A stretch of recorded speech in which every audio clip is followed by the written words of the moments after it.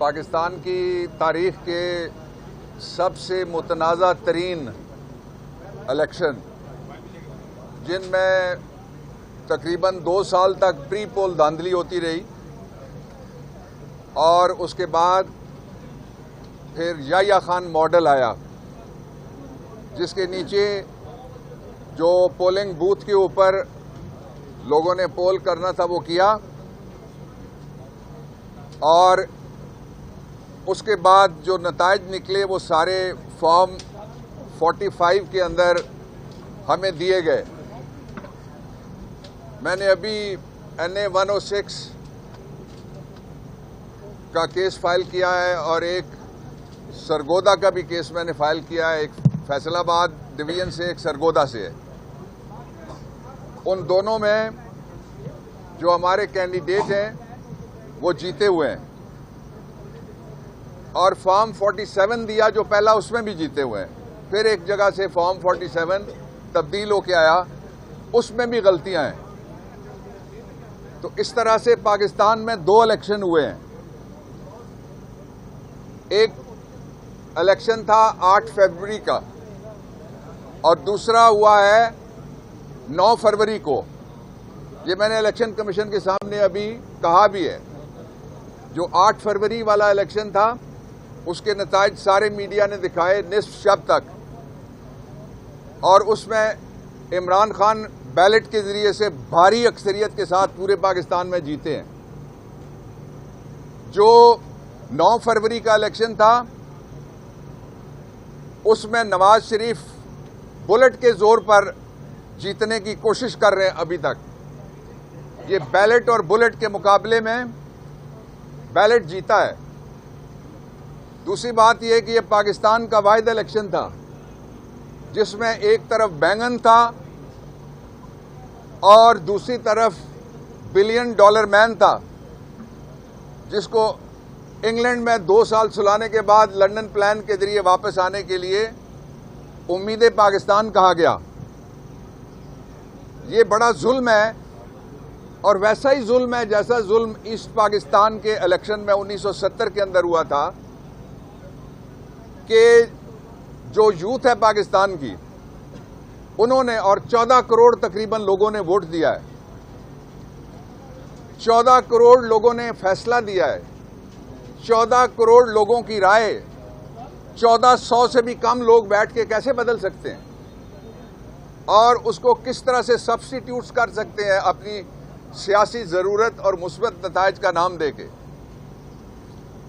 पाकिस्तान तहरीक इंसाफ ने पूरे पाकिस्तान में से जितने भी सबूत इकट्ठे हुए हैं उनमें हम वाज़े बरतरी के साथ हैं 179 सीट्स के ऊपर नेशनल असेंबली में।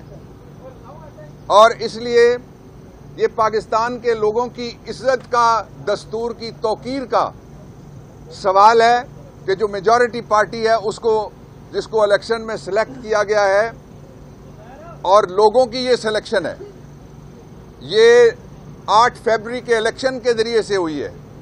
लेकिन 9 फरवरी वाला नतीजा जो है उसको हम मुस्तरद करते हैं, वो किसी सूरत में भी नहीं मानेंगे।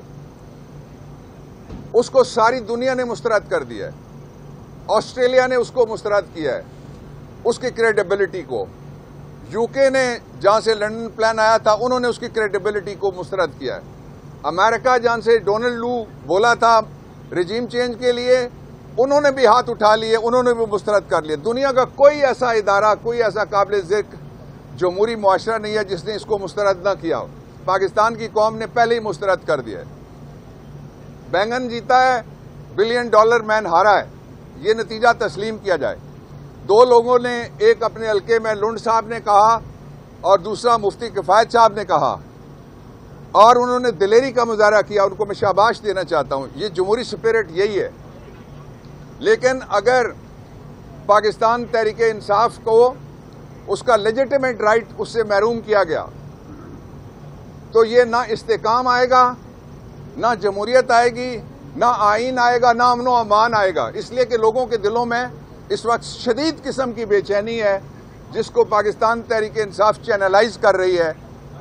आज का जो आपने देखा, अभी तक का जो भी इलेक्शन है रुका हुआ, उसमें पूरा जोर लगाया जा रहा है किसी तरीके से फज फिगर करके उसको रिग किया जाए, लेकिन वो कोशिश कामयाब नहीं हो सक रही है इनकी। दूसरी बात मैं ये कहना चाहता हूं कि फौरी तौर पे जो मेजॉरिटी पार्टी है, अभी हमारे 1 करोड़ से ज्यादा वोट हैं। जिस दिन भी नतीजा सही वाला ये निकलना है, आज नहीं तो कल निकलना है, निकलेगा तो आप देखेंगे 60 लाख के तो बर्तरी मान रहे हैं लोग कि हमारी बाकी सारी पार्टियों के ऊपर है। जो नियरेस्ट हमारा $1 बिलियन मैन आया था, उसको बैंगन ने 60,000 से हरा दिया, 60 लाख से 6 मिलियन से हरा दिया है।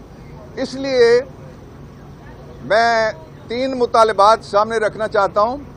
पहला ये कि हमारा लेजिटिमेट राइट है, हमें हुकूमत बनाने दी जाए केपी में, पंजाब में और मरकज में। दूसरा ये कि फौरी तौर पे इमरान खान को रिहा किया जाए ताकि मेजॉरिटी पार्टी का लीडर वो सामने आ सके और वो कौम को बताएगा कि ये मेरा एजेंडा है। 2 सालों में मशरकी पाकिस्तान में भी 1968 से 70 तक मजालिम करके मुस्बत नताइज हासिल नहीं कर सके थे हम, बदकिस्मती के साथ। अल्लाह ना करे कि वैसा कोई और सूरत हाल कभी पैदा हो। लेकिन यहां भी 2022 से 2024 तक सारा जोर लगा के कोई मुस्बत नताइज नहीं ले सका। ये वो मॉडल है जिसको मैंने कहा याया खान मॉडल। दूसरा मुतालबा इमरान खान की रिहाई के साथ साथ फौरी तौर पे सदर अपना पार्डन का राइट इस्तेमाल करें। और मैं सदर साहब से दरख्वास्त करना चाहता हूं, आपके जितने भी हफ्ते और हैं आप तारीख लिखें। इलेक्शन कमीशन से मैं कहना चाहता हूं कि आपके जितने भी महीने और हैं आप तारीख लिखें, इसलिए कि 1970 का जो इलेक्शन कमीशन था वो स्याह दाग को छोड़ के गया, सान्याए बंगाल छोड़ के गया, सकूते ढाका छोड़ के गया। इसलिए जो नवाज शरीफ है वोट की बेइज्जती के जरिए से उसको ना सरकार मिलेगी, ना दरबार मिलेगा, ना इज्जत मिलेगी। उसको भी होश करने चाहिए इस उम्र में। ये 1984 नहीं है जब नामजदगी चल सकती है, ये 1985 नहीं है जब नॉन पार्टी बेसिस पे ऊपर इलेक्शन हुआ है। ये वो मुल्क है जिसमें तकरीबन 70% बच्चे हैं। इन बच्चों के हाथों से वो पर्ची जो अबाबील की तरह तुम पे गिरी है और अबरा के हाथी की तरह परखचे उड़ गए तुम्हारी पूरी पार्टी के, उसको तस्लीम करो। ये तारीख का सबक है, इसको मानो। और 2 बातें मैं और कहना चाहता हूं कि अगर कोई मुझसे पूछे तो आइन से फौरी तौर पे सुओ मोटो नोटिस का इख्तियार वो वापस ले लेना चाहिए, आइन में तब्दीली कर देना चाहिए। इससे बड़े भी कोई जुल्म हो सकते हैं। शांगला में कितने लोग शहीद हुए आपने देखा, कितने लोगों की सर पटोल हुई आपने देखा।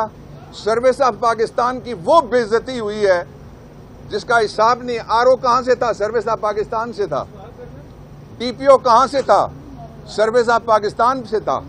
लोग इस्तीफे दे रहे हैं, लोग इस्तीफे की वजूहात लिख रहे हैं। वो कहते हैं 35 साल में हमने ये नहीं देखा जो 3 दिनों में हमारे ऊपर गुजरी है। और मैं जो डीपीओ के साथ हुआ डीजी खान में, उसकी तस्वीरें आप तस्वीरें देख के देख लें किसने किसके साथ क्या किया। मैं पुलिस को कहना चाहता हूं, हम आपको कहते रहे, इमरान खान भी आपको कहते रहे कि सरकार के कहने के ऊपर जुल्म ना करो। ये जुल्म का अफरीत अब दरवाजा तोड़ के तुम्हारे कमरे में भी, डीपीओ के कमरे में भी घुस गया है।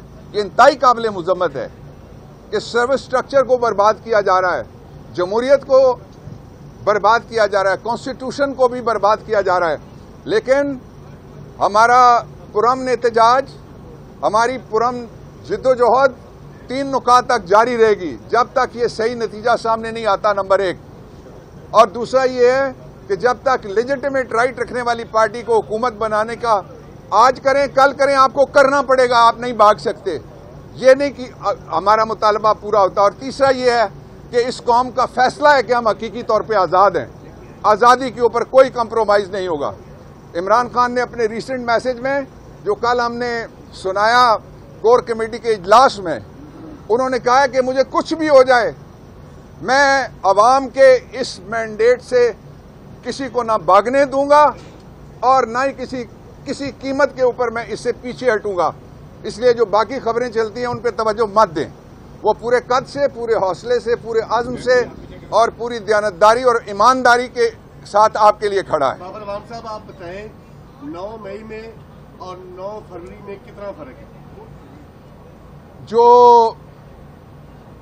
7 मार्च 1970 है उसकी तारीख 9 फरवरी 2040 है। कुछ भी नहीं बदला। वही हालात हैं फकीरों के और दिन फिरे हैं फकत वजीरों के। आप बगैर बल्ले के ट्रिपल सेंचुरी को किस तरह देख रहे हैं? देखें, कमाल हो गया है। बल्ले के बगैर डबल सेंचुरी से ऊपर चले गए हम, और वोट के बगैर नवाज शरीफ ने विक्ट्री स्पीच कर दी।